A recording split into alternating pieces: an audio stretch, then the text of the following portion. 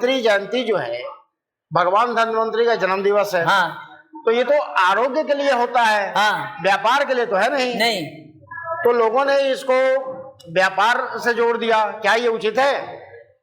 ए भाई, इसमें मैं कुछ कह नहीं सकता हूँ, क्योंकि ये जनता की मांग है। आज तो आयुर्वेद के इतने बड़े बड़े आयुर्वेद कंपनियां चल रही हैं, उसके बाद भी उनसे पूछा जाए कि आप धन्वंतरी का पूजा किए हैं, तो वो बोलेंगे नहीं, क्योंकि वो तो एलोपैथिक दवाई लिख रहे हैं खुद।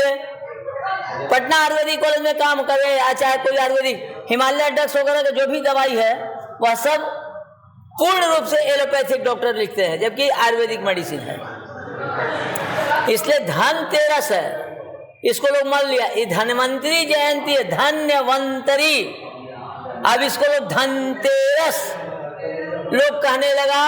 बस ये खरीदना है, ये व्यापारों के लिए नहीं बना, ये चिकित्सक थे, देवता देवी का इलाज किए थे, ये धन्वंतरी हैं। तक्षक ने काटा था तो ये इलाज किए थे, इसलिए धन्वंतरी जो है उसी के बदौलत आज सब कोई निरोग है। और बड़े बड़े सरकार जो है बड़े बड़े बस पर जो गांव में जाकर इलाज करवाती है, उस पर लिखा हुआ धन्वंतरी चिकित्सा केंद्र निःशुल्क सेवा। डॉक्टर साहब जैसे और आप जैसे वर्तमान में जो बुद्धिजीवी व्यक्ति हैं, उन्होंने इस ज्ञान को एक दूसरे किसी न किसी माध्यम से फैलाया है, और वो ज्ञान आज भी जीवंत है। उसको हम लोग विशिष्ट रूप में उसका फायदा भी उठा रहे हैं। तो बाकी तो मुझे कोई ज्यादा ज्ञान है नहीं इस विज्ञान की विधा का, तो जो ज्ञानी लोग हैं उससे विधा के बारे में विशिष्ट प्रकाश डालेंगे। बहुत बहुत शुक्रिया।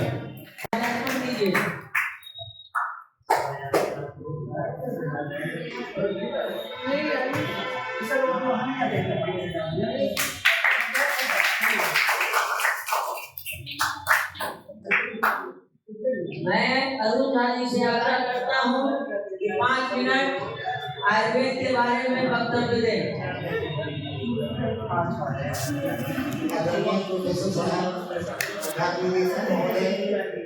और डॉक्टर साहब और उपस्थित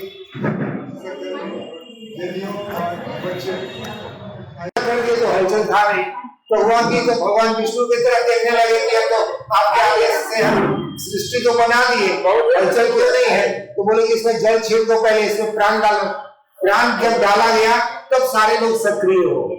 मनुष्य, जीव, जितने भी पेड़ पौधे भी बोलते हैं, हम लोग नहीं समझ पाते हैं। जगदीश चंद्र बसु ने कहा था कि पेड़ पौधों की भाषा वैज्ञानिक लोग तो समझते ही हैं।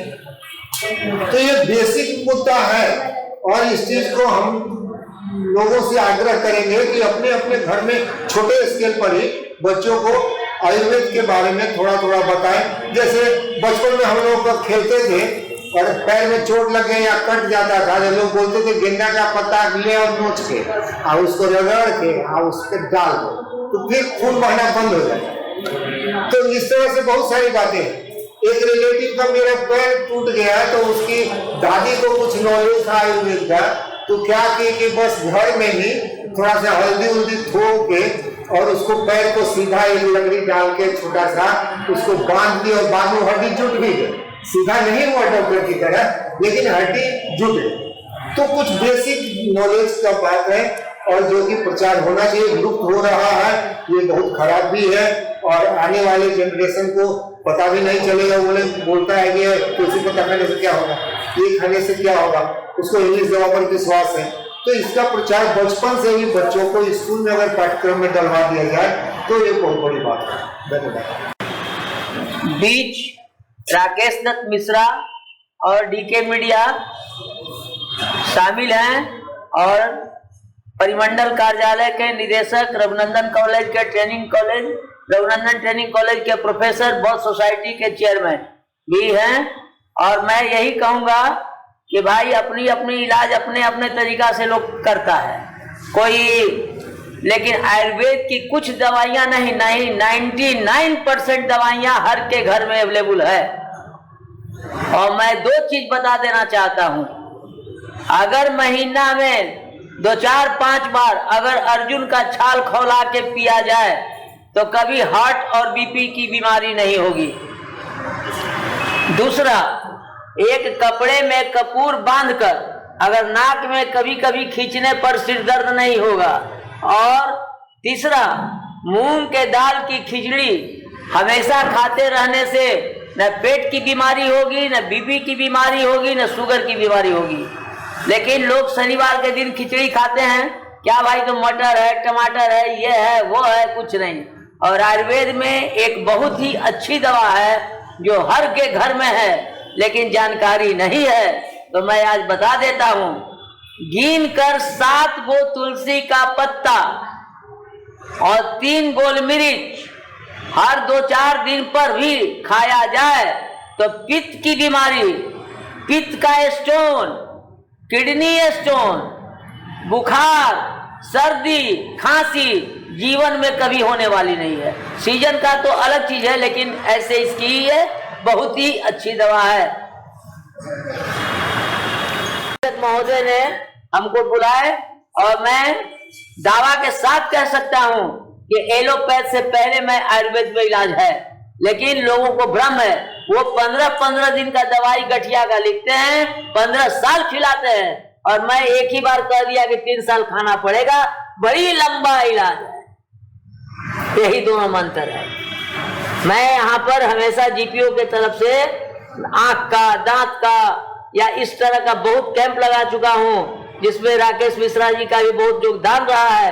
कई इनके हॉस्पिटल वाले भी लगा चुके हैं, और साई इंटरनेशनल लगाया है, मेदांता लगाया है, बड़े बड़े अस्पतालों को बुलाकर यहाँ पर गरीबों की सेवा कराई गई है।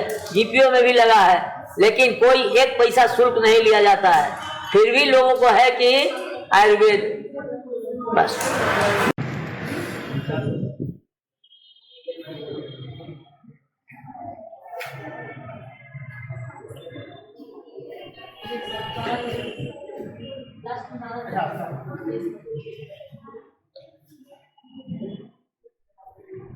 हुआ जिसको आयुर्वेदिक चिकित्सक में इसे पूजा इसे करते हैं।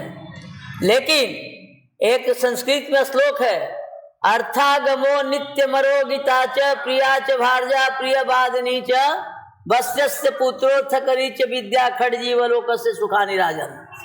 यानी आयुर्वेद तो अलग चीज हो गया। आदमी के जीवन में पैसा से ज्यादा निरोग रहना सबसे बड़ी जरूरी है, यही धन है।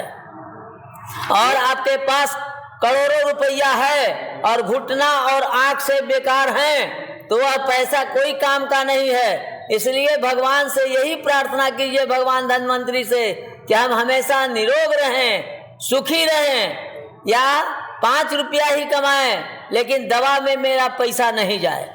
एक सिंपल आपका पेमेंट 30,000 रुपया है और कोई बीमारी पकड़ने के बाद आपका 50,000 रुपया का बिल आ रहा है, यानी आपको उसके लिए बेईमानी पर उतरना पड़ेगा। इसलिए धन्वंतरी जयंती चिकित्सक के रूप में मनाता है। चिकित्सक थे, ये देवता देवी का इलाज किए थे।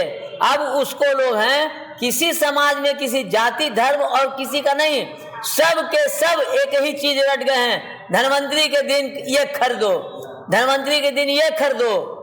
लेकिन खरीदने का मतलब क्या हुआ? सोना, पित्तल, तांबा जिस समय बना हुआ था, अब आज प्लास्टिक का कुर्सी खरीदो, तो ये प्लास्टिक का मग खरीदो। ये धन्वंतरी जिस समय का ये पूर्वज में था, धन्वंतरी के दिन खरीदना वो चीज तो अब इतना महंगा है कि कोई खरीद नहीं पा रहे हैं।